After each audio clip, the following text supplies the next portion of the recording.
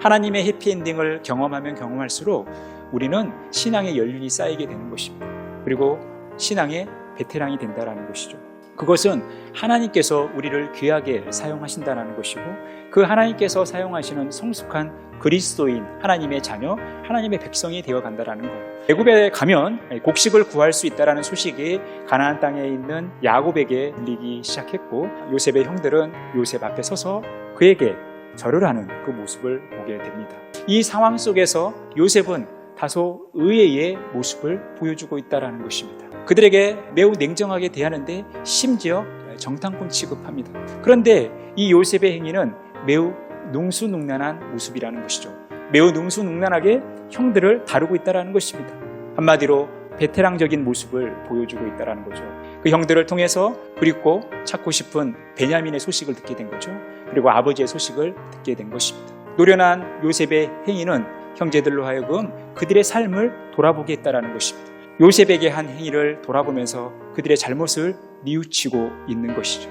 그런데 오늘 이 베테랑적인 요셉의 행위는 이 두 가지에서 머물러 있지 않고 이면에 매우 중요한 이 사건의 본질이 들어있다는 것입니다. 요셉은 자신에게 비전을 주시고 지금까지 자신의 삶을 선하게 인도해 주신 하나님의 시각을 가지고 형들을 대하고 있다는 것입니다. 요셉은 자신의 계획이 그 삶을 이끌었던 것이 아니라 하나님의 계획이 그 삶을 이끌었던 것입니다. 그래서 하나님께서는 그가 능수능란하게 애굽의 일들을 처리할 뿐만 아니라 자신의 형들을 대하고 다루는 데 있어서도 매우 능숙한 모습으로 형들을 다루고 있는 그 지혜를 주고 계시다라는 것입니다. 하나님이 우리의 삶을 계획하시고 우리에게 비전을 주시고 하나님께서 친히 우리의 삶을 이끌어 가신다라는 것입니다. 우리가 이러한 일들을 경험하면 경험할수록 우리의 삶이 매우 능숙해진다라는 것입니다. 하나님께서 우리에게 주신 사명을 능히 감당할 수 있다라는 것입니다. 우리가 하나님께 귀하게 쓰임받는 것입니다.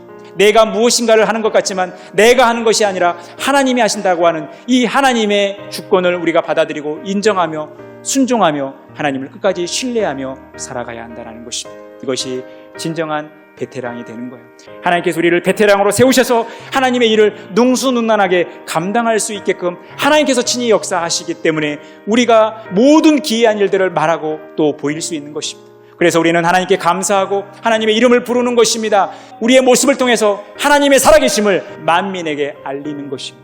어떤 상황 속에서든 그 시간의 길과 짧음과 상관없이 매 순간 하나님의 관점으로 상황을 바라보고 하나님의 비전을 바라보고 하나님께 순종하고 하나님을 신뢰하며 살아갈 때 우리는 온전한 베테랑이 될 수 있는 것입니다.